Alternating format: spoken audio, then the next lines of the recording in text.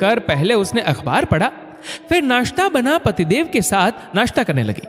नाश्ता करते हुए बार बार उसकी नजरें आगे बढ़ती हुई घड़ी की सुई व गेट पर थी।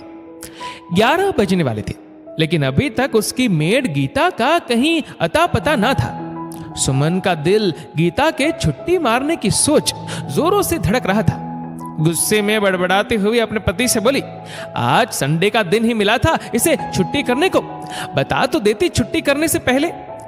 उसकी बात सुन उसके हस्बैंड के दिमाग की घंटी बजी और वह हड़बड़ाते हुए बोला, सॉरी यार, मैं बताना भूल गया। कल वह मुझे बताकर गई थी कि आज छुट्टी पर रहेगी। अपने पति की बात सुन सुमन का चेहरा तमतमा गया। ये क्या बात हुई भला? पहले बता देते तो मैं जल्दी उठकर कम से कम कुछ काम निपटा लेती। अब करवाना आप भी मेरे साथ, अकेले मुझसे नहीं होगा। वैसे ही मेरे घुटनों में दर्द है। सुनो, तुम एक बार उसको फोन करके देखो, क्या पता आ जाए। तुम्हें पता है ना, आज मुझे कुछ जरूरी काम निपटाने हैं। प्लीज एक बार कोशिश कर लो, तुम्हारी तो उससे बड़ी अच्छी बनती है। उसका पति बोला, हाँ मेरी तो सहेली है वो, मैं ही उसे ज्यादा तनख्वाह देती हूँ। बड़बड़ाते हुए सुमन ने कुछ सोच गीता को फोन लगा दिया। हेलो गीता, तू आज आ सकती है क्या? अरे नहीं दीदी, मैं तो भैया को बताकर आई थी आज की छुट्टी का। आज मेरी ननद आ रही है, 12 बजे तक पहुंच जाएगी वह। तू तो जानते है ना तेरे भैया कितने भुलक्कड़ है, उन्होंने बताया ही नहीं। और देख, तुझे पता है ना मेरे घुटनों में कितना दर्द रहता है। प्लीज आजा थोड़ी देर के लिए, बस सफाई कर देना, बर्तन मैं खुद कर लूंगी, मेरी तकलीफ समझ।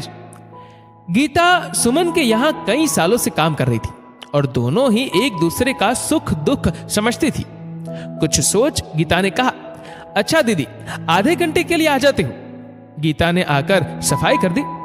जब वह जाने लगी तो सुमन ने कहा, रुक गीता, मैं तेरे लिए 2 सूट लाई थी कल। इस बार बच्चों के जन्मदिन पर नहीं दे पाई थी ना तुझे कुछ, बता कैसे है?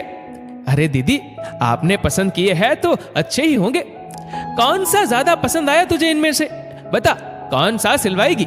सुमन ने पूछा। दोनों ही बहुत सुंदर सूट है दीदी, मुझे तो समझ ही नहीं आ रहा, आप ही बताओ। भाई मेरा काम लाना था, अब देख ले, जो तुझे पसंद आए उसे सिलवा लेना या दोनों ही सिलवा ले। अच्छा चल, तेरी ननद आ रही है ना, उससे पसंद करवा लेना, सुमन ने कहा। नहीं दीदी, अपनी ननद को तो मैं दिखाऊंगी भी नहीं। क्यों, क्या वह ले लेगी इसलिए? सुमन बोली। अरे नहीं दीदी, ये बात नहीं है, उसे नहीं पता ना कि मैं घरों में साफ सफाई का काम करती हूँ। अगर उसे पता चला तो उसे अच्छा नहीं लगेगा ये सुनकर। क्यों गीता, क्या बुराई है इस काम में? मैं भी तो नौकरी करती हूँ। आपकी बात सही है दीदी, आप तो ऑफिस जाती हो, हमारे काम को तो सब छोटा समझते हैं ना, गीता बोली।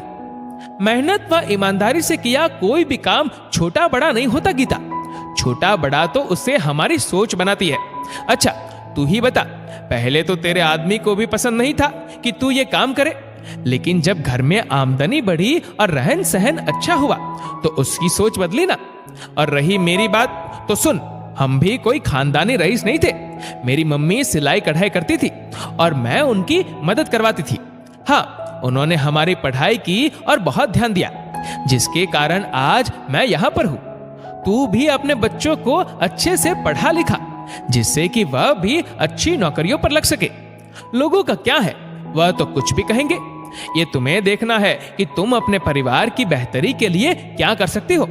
काम कर रही हो तो हाथ में 2 पैसे रहते हैं। तुम अपने काम को छोटा समझोगी तो लोग तो 2 बातें और बनाएंगे। सही कह रही हो दीदी आप, इसी काम की वजह से तो मैं भूखमरी व तंगी से बाहर निकली हूँ। आज मेरा परिवार सही से खा पी रहा है और बच्चे पढ़ रहे हैं और मैं ही इसे छोटा समझ रही हूँ। आज से मैं अपने काम के बारे में किसी भी रिश्तेदार से नहीं छुपाऊंगी। मेहनत कर रही हूँ, कोई चोरी चकारी नहीं। चल देर से ही सही, समझ तो आया तुझे? सुमन मुस्कुराते हुए सूट का बैग उसके हाथ में देते हुए बोली। पढ़ी लिखी कम हो ना दीदी, इसलिए आपके जैसी समझदारी वाली बातें नहीं सोच पाती। हाँ, पर अपने बच्चों को खूब पढ़ाऊंगी।